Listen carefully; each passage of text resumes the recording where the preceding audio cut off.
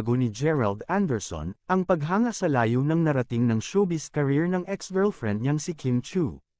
Nakarating kay Gerald na pamatok ang linlang, ang katatapos na Prime Video series na pinagbidahan nina Kim Chiu at Paolo Avellino. Hindi raw ito katakataka para kay Gerald dahil noon pa man ay nasaksihan daw niya kung paano magtrabaho si Kim. Nakakatuwa kasi narinig ko na parang ibang Kim yung nakikita nila. Pero I'm happy for her because talagang yun yung perfect word, hard worker talaga yon. And syempre nakaka-inspire yan, di ba? Nabanggit din ni Gerald ang pagiging kwela ni Kim pagdating naman sa pagiging co-host sa noontime show. Pag ganun lang siya, di ba? But grabe yun, fighter yun, palaban yun, and she works really hard. So, yung success na meron siya ngayon with this show, she deserves it, saad niya. Nakilala ang tambalan nina Kim at Gerald o Kimerald mula nang sumabay